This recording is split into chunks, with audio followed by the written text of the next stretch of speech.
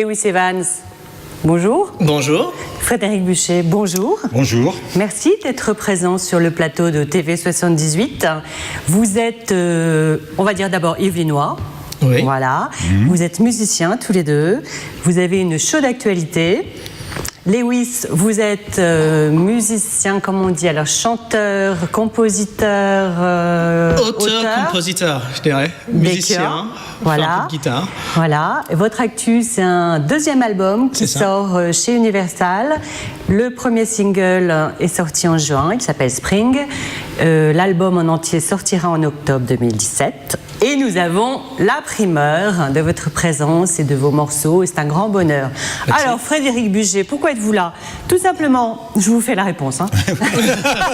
Oui. Vous êtes musicien, bien sûr, et vous êtes l'auteur d'un album qui s'appelle Pyjama Party, mais ça, c'était il y a un petit peu longtemps, mais il existe toujours. Oui. Et vous êtes aussi un grand ami de Lewis. On peut parler de coup de foudre amical, musical. Absolument. Je pense qu'on peut dire ça, ouais. On peut le dire, alors disons-le. Ouais. Et surtout, vous êtes l'arrangeur, le producteur artistique.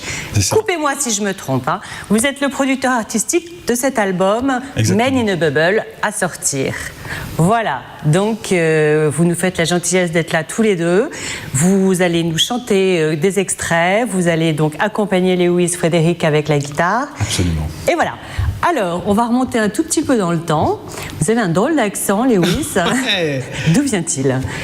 Souvent, les gens ils disent que je suis québécois, mais en fait, je suis pas québécois, je suis anglais. Vous êtes anglais, vous êtes d'où?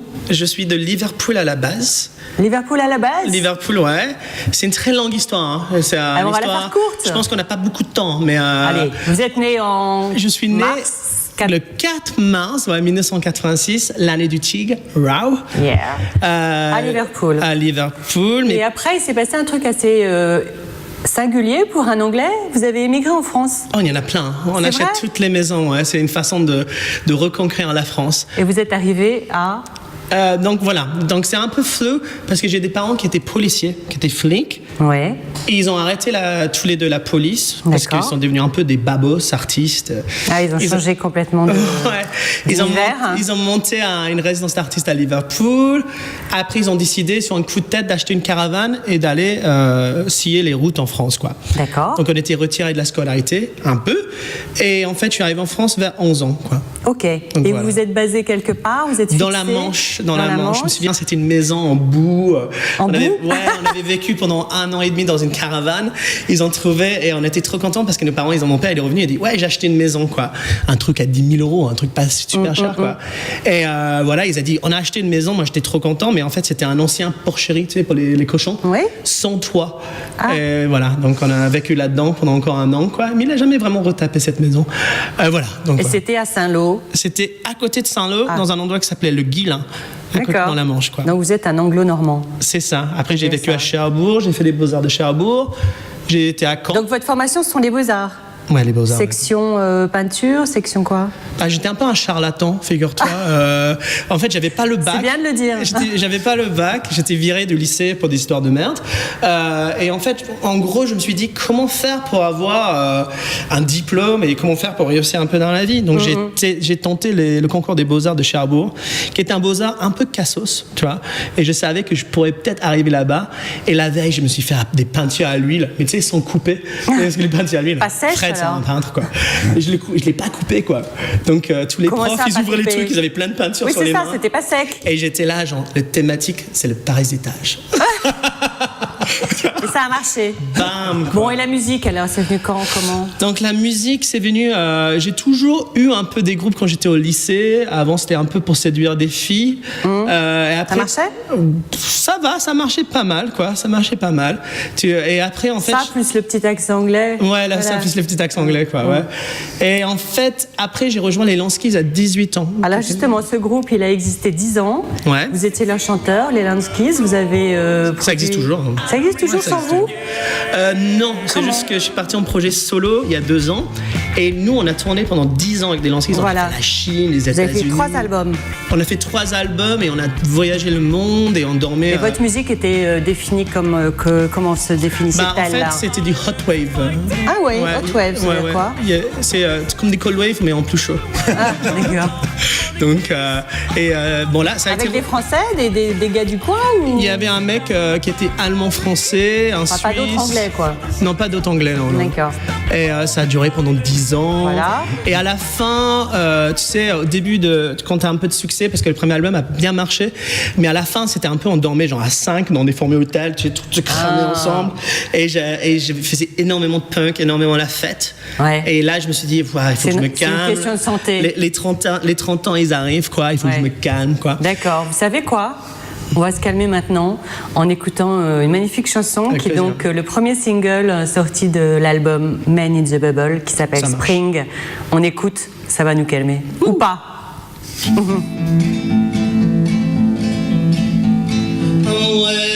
life goes down, there's a rainbow in your head. There's a rainbow in your head.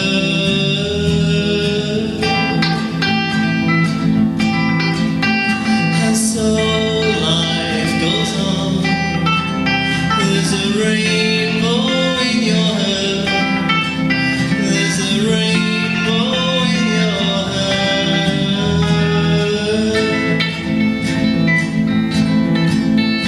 It's spring in the winter.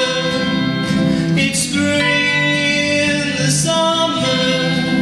It's spring in my heart. Oh, in my heart. Oh, in my heart. And so time goes by. The colors of our lives. The colors of our lives.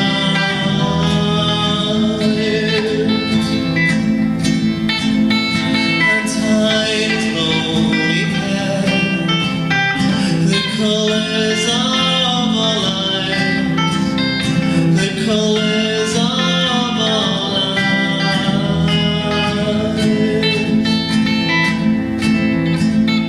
It's spring in the winter. It's spring in the summer. It's spring in my heart. Oh, in my heart. Oh, in my heart. Whistling time.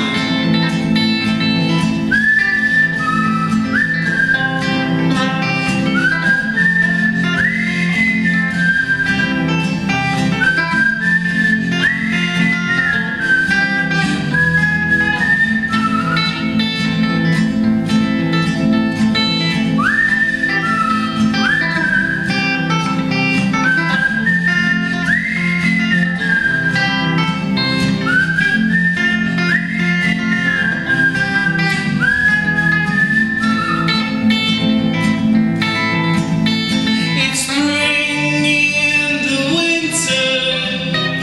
It's spring in the summer. It's spring in my heart. Oh, in my heart. Oh, in my heart.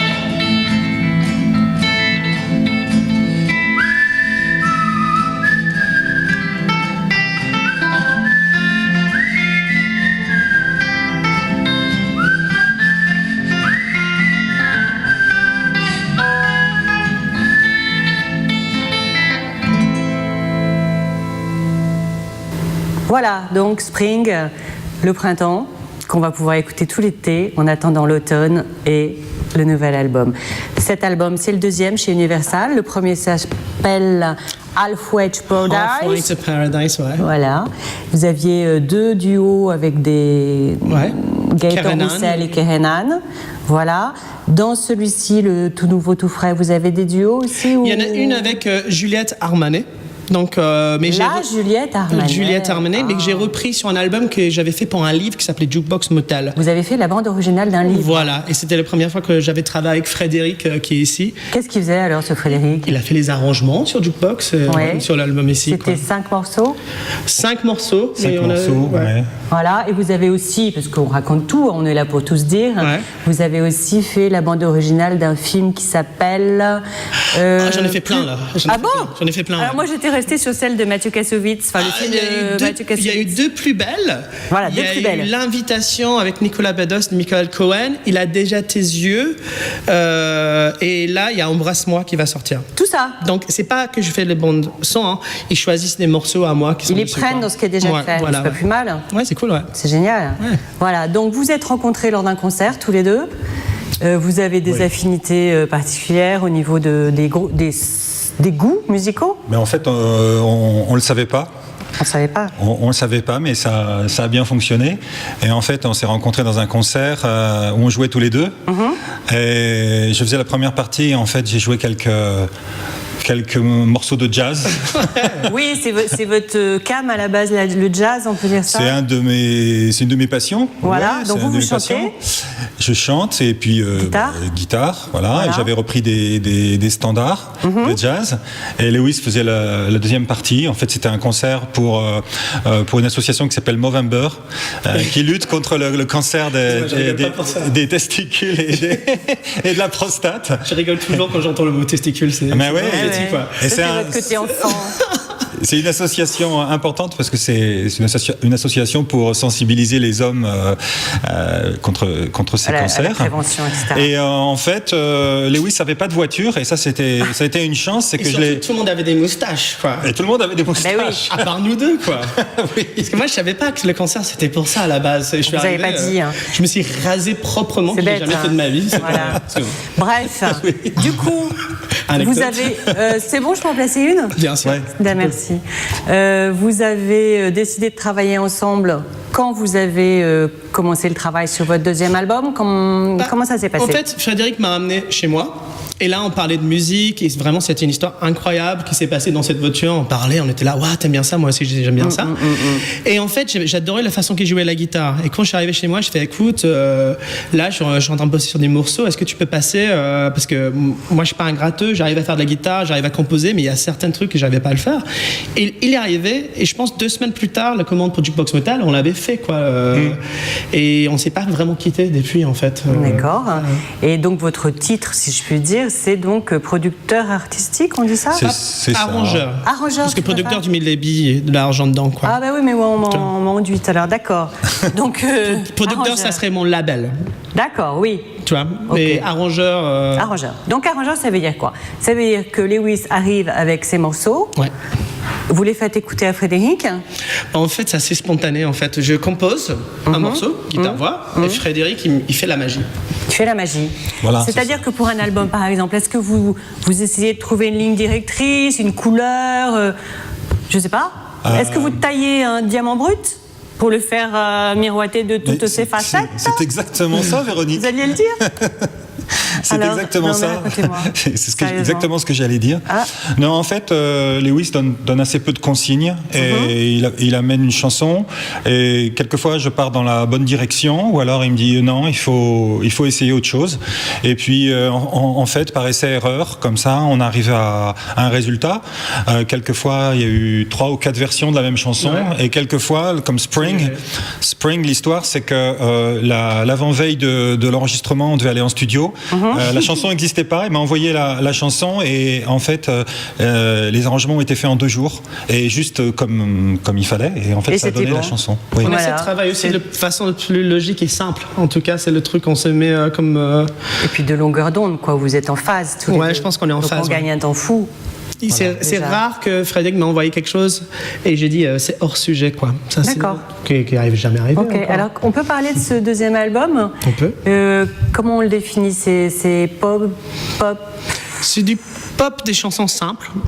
Ça veut dire pop. quoi, des chansons simples pour vous? C'est-à-dire, c'est des chansons un peu à l'ancienne, c'est-à-dire il y a quelques accords, les textes sont assez simplistes, c'est pas, je cherche pas, il y a des côtés autobiographiques, je parle de mon grand-père, je parle de ma famille, c'est toujours des choses que j'ai vécues en tout C'est cas. laquelle qui parle de votre grand-père? Somali Traveler, c'est sur mon D'accord. grand-père, marin marchand somalien. Il était somalien. Ouais. Oui, il était D'accord. somalien, ouais, je suis métisse, ça se voit pas du tout sur Non, moi, j'ai pris vraiment, tout le c'est côté ça. gallois. Il faut le quoi. préciser. D'accord.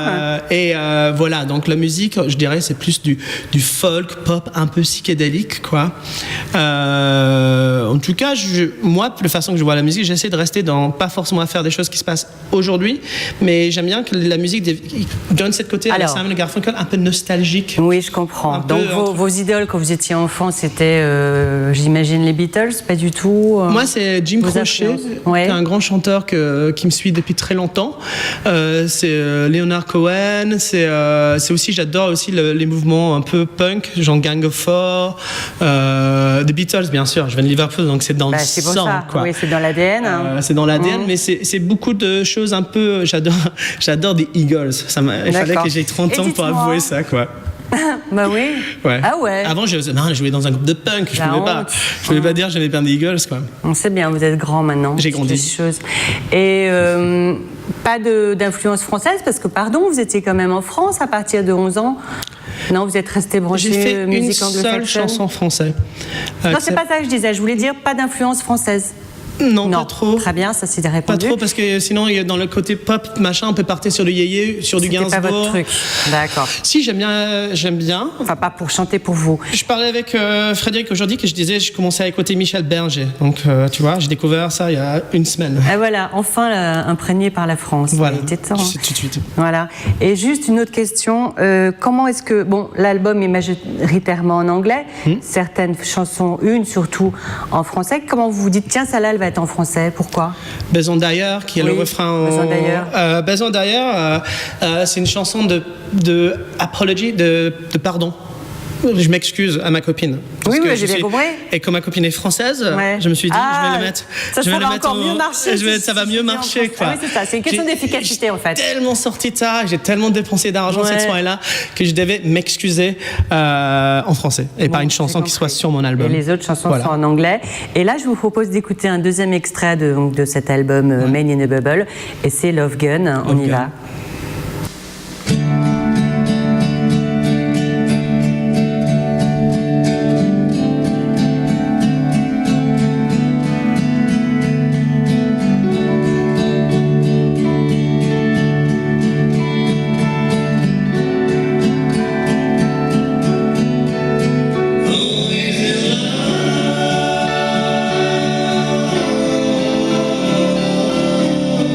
Always in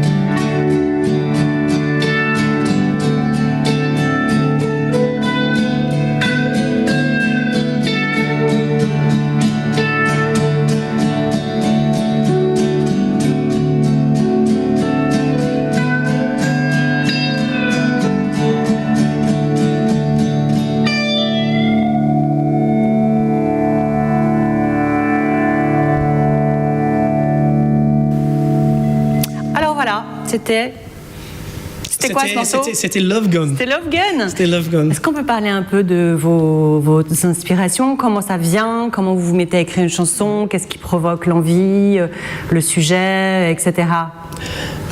Donc très simplement, j'ai une méthode à moi que j'ai eue depuis assez longtemps.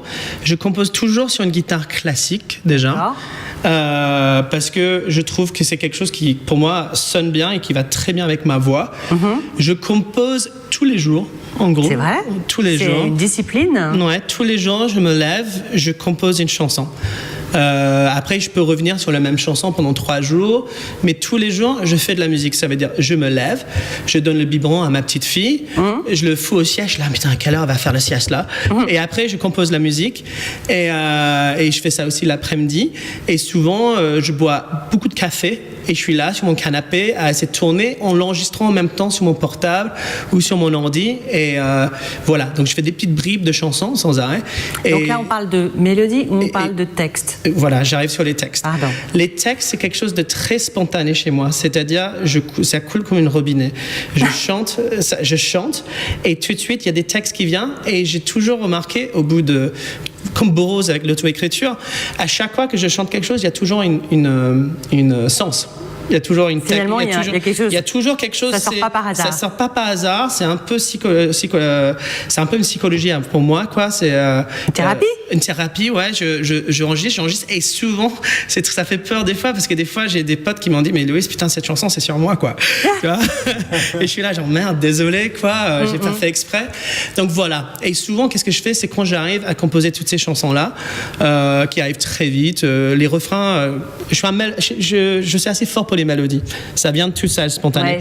Je suis pas là à chercher pendant des heures et des heures et des heures. C'est une facilité, on peut dire. C'est une facilité et ça sort comme ça. Je pense que aussi c'est une question de confiance en soi. Ça vient comme ça. Et je fais confiance un peu dans la mélodie que je l'ai fait. Je cherche pas pendant des heures à le modifier, quoi. À quel moment vous vous êtes dit la musique, c'est ma voix, c'est mon truc, c'est ma vocation? Je dirais, je pense que c'était vers l'âge de 25 ans, après quand même 10 ans après les Lanskis, il y a un moment où je me suis dit, j'avais tellement de chansons. Et avant, je faisais pas mal la Manche aussi. Où ça? Donc, dans les rues, quoi. Dans les rues de Caen, Cherbourg. Je pense qu'à Caen, ils me connaissent, ils m'ont bien connu, quoi. Un peu partout, quoi. Et il y avait tellement de chansons que je faisais à ce moment-là dans la rue, des gens qui s'arrêtaient, qui se disaient c'était bien. Et à ce moment-là, je me suis dit, il y a quelque chose qui se passe. Et c'est aussi quelque chose que je suis un peu obsessive avec. J'ai besoin de... C'est-à-dire? Je pense que beaucoup d'artistes sont obsessifs. Ils ont besoin de faire ça, peut-être parce que je sais que j'ai une peur absolue de rentrer dans le monde réel, qui serait d'aller dans le secteur tertiaire. Je pense que je suis tout le temps dans un but. J'ai peur de... C'est tout sauf l'entreprise. Ouais, j'ai peur, et c'est un peu tous les ans, c'est un peu un année de survie pour moi. C'est faut que je fasse ça, il faut que je sorte un album, il faut que je survive, il faut que je tourne, parce que je sais que je pourrais pas vivre dans une autre façon de vivre. Ouais. Et alors justement, donc c'est de la survie. Ouais, ça marche. Et Man in a Bubble, c'est ça? C'est un peu ça, ouais. Comment vous l'expliquez ce titre? C'est l'homme dans bulle. Je pense que des fois... L'homme dans sa bulle? Ouais, je suis assez dans ma bulle, quoi. Vous voulez y rester surtout? Ouais, les amis qui me connaissent, j'ai souvent mon appart, c'est un peu mon territoire, où je suis un peu un ours qui sort pas beaucoup, d'ailleurs. Mais quand je sors, c'est waouh, c'est vive à Las Vegas, je suis le roi du Dubaï, quoi. Mais je suis souvent chez moi et je suis un peu... vous travaillez, quoi. Je regarde L'amour est non prêt le lundi soir. Ça, c'est normal. Normal. Et sinon, je suis chez moi, ouais, je travaille. Vous travaillez comme tout le monde. Ouais, je ne considère pas forcément ça un travail. Ah bon. Je gagne ma vie avec ça. Voilà, je gagne ma vie avec ça. Mais c'est plutôt une obsession. C'est quelque chose qui me prend au truc. Vital, quoi. Ça me fait pas plaisir des fois. Ça me fait vraiment chier. Ouais. Mais si vous le faites pas, vous êtes mal. Ouais. Si je le fais pas, ouais, je suis pas bien, ouais. Je sais pas si c'est pareil pour toi, Fred. Est-ce que c'est pareil pour vous, Fred? L'obsession m'a quitté à un moment donné. C'était un peu une malédiction jusqu'à un certain âge. Et à un moment donné même de ma vie, j'ai plus écouté de musique pendant 3 ans. À ce point-là? Parce que j'analysais tout et je voulais... Et c'était trop. Et un jour, un ami m'a dit mais ça te reprendra. Et ça m'a repris, mais d'une manière beaucoup plus cool. Plus apaisée. Et très apaisée et très tranquille. Et en fait, j'ai beaucoup de plaisir à faire ça maintenant. Sans enjeu particulier. Non, il n'y a pas de... Pas de pression. Il n'y a pas de pression et je crois que dans ce métier, il ne faut pas essayer absolument de faire des choses pour que ça ait du succès. Pour gagner de l'argent, il faut le faire parce que tout simplement, ça fait... C'est une envie, un besoin. C'est une envie, mais Et un plaisir. ce n'est plus obsessionnel. D'accord, nous voilà C'est rassurés. fini. Ok. C'est fini, moi. Bon, j'ai envie de vous dire un grand merci pour ce cadeau, Merci. parce que je crois que c'est votre première télé qui C'est le parle. premier, ouais. Hein, on est trop contents sur TV78 d'avoir cette primeur. Merci. Bravo, plein de succès. Déjà Spring, on va s'en mettre plein les oreilles. Merci. Voilà, c'est sur YouTube, il y a le clip.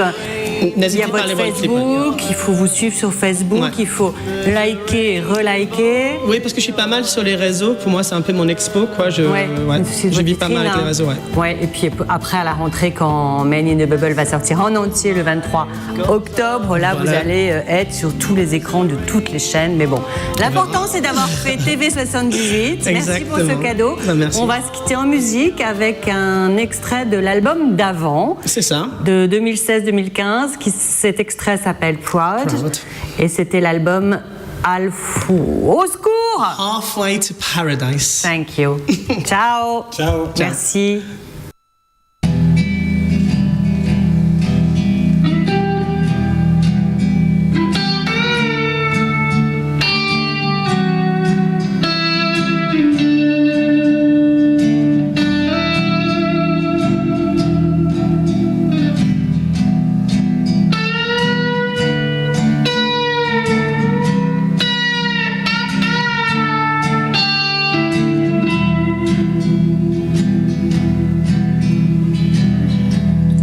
All of these years, I've always thought about you.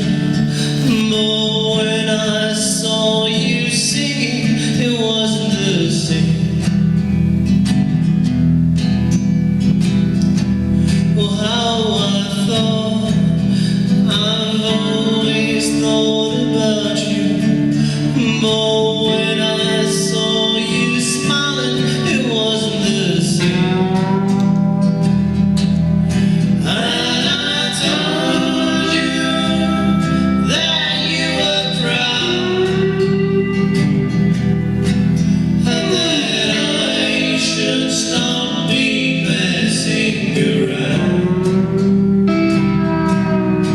And I told you that you were proud, and that I should stop being messing around.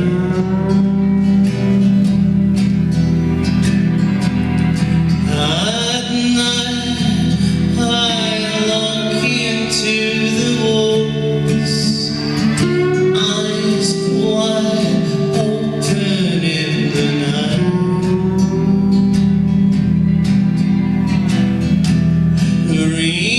remembering your kisses and good wishes, talking about projects when we're old.